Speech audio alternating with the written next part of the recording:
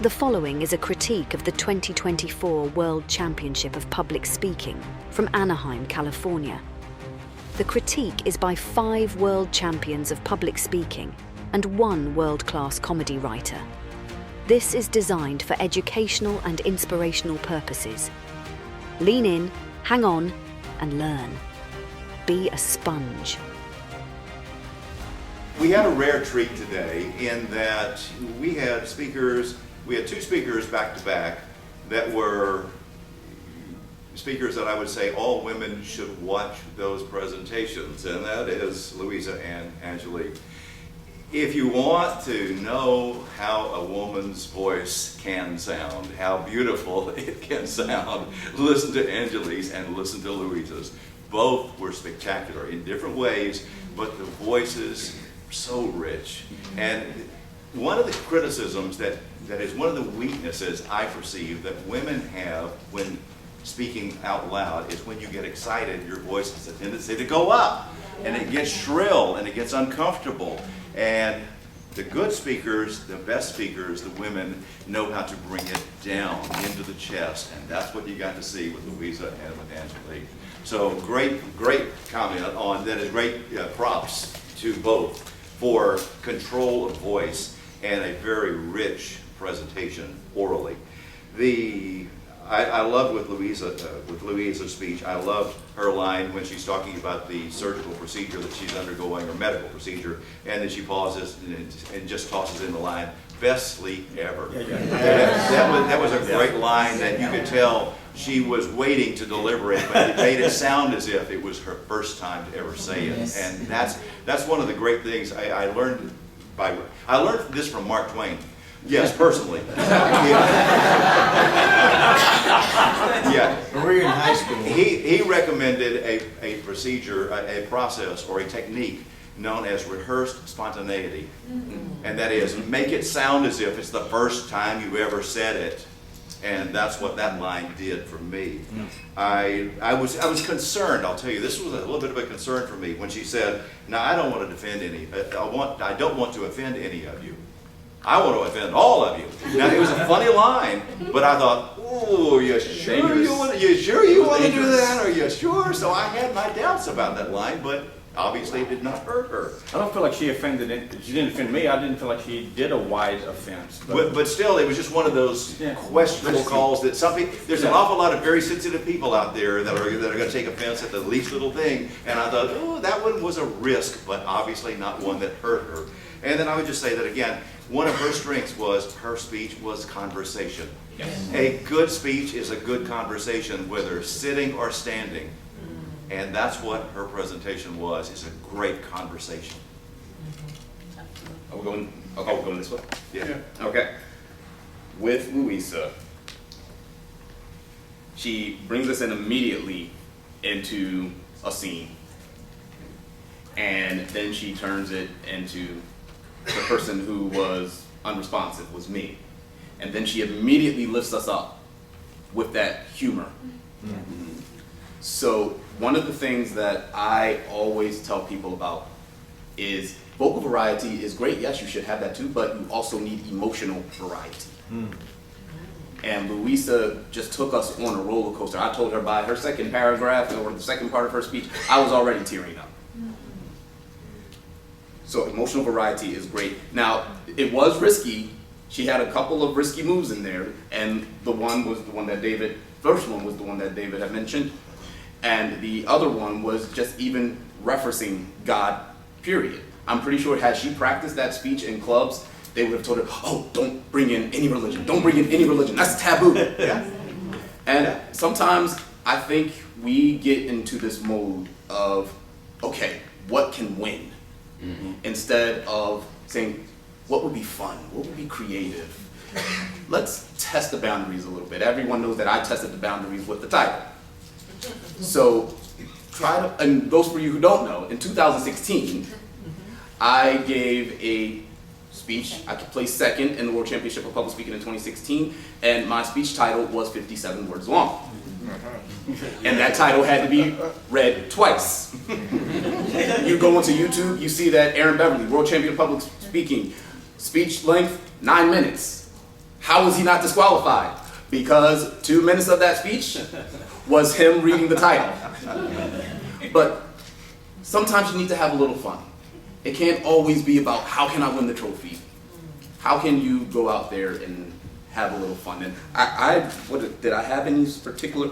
There was one piece of feedback that I did have for Luisa with the 37 strangers. I think the young man who had also lost his legs should have been one of the 37. That was really the only thing that I had for her, but yeah, I loved it. So I imagine a lot of you, like me, have heard people say what some of the rules are. Not rule book rules, but you must do this, you must not do that. And I love it when I see a purposeful rule breaker. Somebody who breaks the rules on purpose for a purpose. I'm sure if you ask somebody, should you always start looking at the audience? Absolutely. Why would you not? She didn't. She not only wasn't looking at the audience, she turned to where her entire face was obscured by her hair for 30, 45 seconds, however long it was. So that was a rule break on purpose for a specific purpose. There are also people, setting aside the fact of whether or not somebody has any mobility issues, people will say, oh, there's a rule, and we talked about it earlier about some of the movement. You have to move across the stage, and she didn't move this direction, but she did have vertical movement when she stood up. Now, I was a little bit unclear as to whether or not she had signaled about the degree of her injury and how much she had recovered. So I was concerned that people might look at it as well, does she really need the wheelchair or not? And so I might have advised having some little a phrase, I'm glad that now I'm at the point where I can, and so then there was indeed the significant injury that kept her from being able to do that, but now she can't. So that's a bit of a minor thing. I also loved her technique, and this is something that gives you license to free yourself from reality and truth in your stories. When she said, getting into heaven was probably something like this. And then if she was able to step completely into a different frame of silliness. Crazy town. Yeah, crazy town, if you were here earlier. Yeah. But that gives some freedom to really explore that space and then, move back into the seriousness of the real things that she's talking about. So. Just hopping on the heaven story, it's a great tool to use where she could shift kind of outside of the story for, however long that was, a minute and a half, and get a bunch of laughs, and then come back and it felt like it was all part of the same thing. Yeah. So I thought that was terrific. You saw me earlier. Every time you introduced a character, you have an opportunity to make them quirky. I love the iPad with St. Peter, which I thought was cool. I would have loved this is where I wish we had more time, because I would have loved to seen that scene go even longer, because I think comedically there were so many other opportunities there she could have gone with God and St. Peter. But I thought it was really terrific, and I agree. Best Sleep Ever was awesome, because right at the top she creates all this tension, and then boom, she drops Best Sleep Ever. That's textbook use of humor. Create tension and then just release it, and she did it right at the top. It really helped just lighten up the room. The other thing about standing is, I agree with you because I'm a cynic also, by the way, but also I think, I was saying this to someone earlier, is the audience wants to know you're okay. Okay, she's talking about a car accident, all this other stuff, and the fact that I didn't see her in the semis, so I didn't know what the situation was, and the fact that she stood, I'm like, I know she's still got a long way to go, but it felt to me like it was like, oh, thank God, she's okay. Do you know what I mean? And so for me, I thought that was extremely effective, for what it's worth. Ditto, a lot of this cracked up on the iPad. Yeah. And then and I don't know if we want to make characters likable. When God says, oh, she helps homeless dogs. We have to like her. You have to. Even if you don't believe in God, you have to like that. What a likable line. Like, I don't know if it was strategic, but it worked. And I'm an empath. So one of the things that we teach is in your stories, your goal of the story is to elicit emotion. And you can't elicit emotion unless you express emotion. And I personally got choked up. Now, I'm an easy target for empathy and feeling, but I got choked up right in that section. Now, one of the things I teach is reactions tell the story. Freaking loved her reaction. If you remember, the young man in the gym who started telling me about he was getting married soon. Like, the whole story is told right in that. And a lot of what we teach is, notice then, she thought that way and then it changed. There's a shift in what's going. It's not predictable. It's not predictable, and I love that. And input and output. She had some good writing in there too. And only because we're here and critiquing, like, I think, back me up or disagree, like, I liked the close, I didn't love the close. Like going to the paddles, to the audience. I was just like, it's good, but she was so good the whole time, and I was like, Not quite, yeah. Yeah. There's one other thing that I made a note of about that, and I happened to be looking over at the screen during that part, so maybe it was a little bit different for those who were looking directly at her. But when she picked out the paddles, which were both black, and held them in front of her, I couldn't see it at all. Now, when she raised them out like this, I could. So I might have suggested, okay, you know what, put white tape or reflective tape or whatever around the edge of it so that even if it's against the black backdrop of your attire, we can still make it out. So that's one of the things, but I also agree with what you said about that. I do want to make one point about the props, is that I did note down, it's Luisa, she's going to use props. But two, the props were out of sight until they were needed. Took a little bit long to retrieve them. It did, it did. But yeah, a lot of times speakers will have props and they'll use them and they'll throw them somewhere and they're stuck there on the stage, and me, I am a neat freak. I am wondering, when are you going to pick that up? And that's going to bother me throughout the entire speech. So if you have a prop, make sure that it is out of sight until and when I couldn't resist.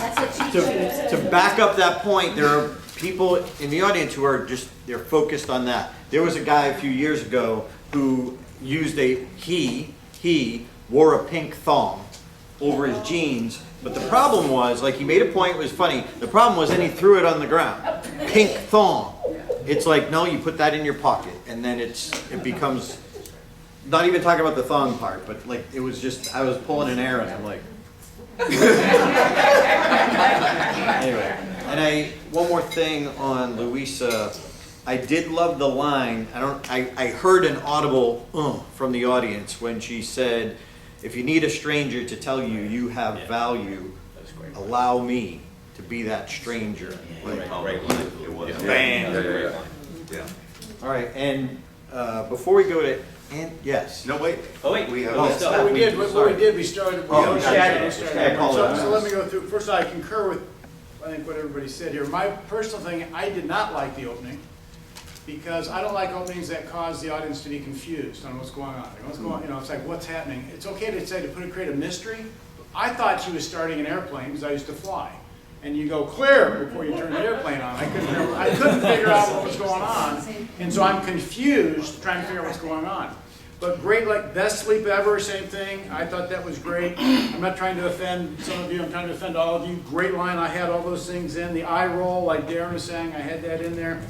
That I had. I would just say, I thought her pacing was good, her pause was good, her delivery was excellent.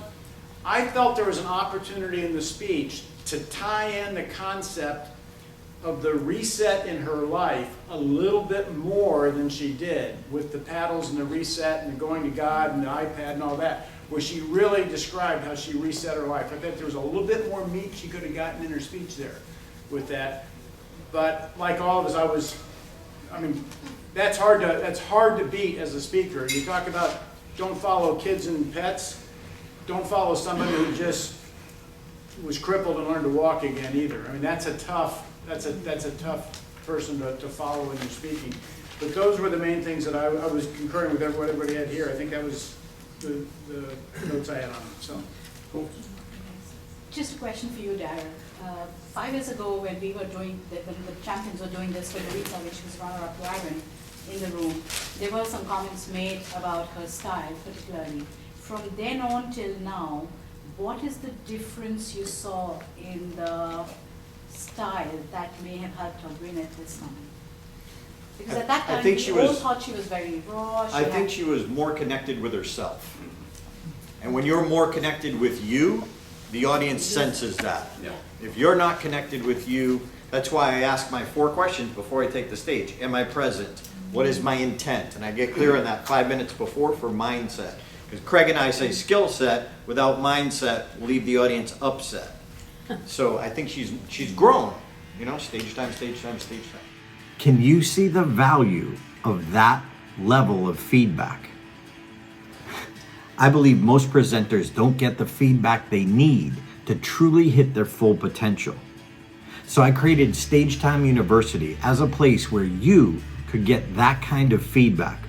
We have live coaching calls where you get 2 world-class coaches giving you feedback on your story, your opening, your closing, to help you in just 20 minutes have a whole new speech, story, opening, or closing. Join us for Stagetime University and let that kind of feedback make you unforgettable. Join us. Check out StagetimeUniversity.com, where good presenters become unforgettable.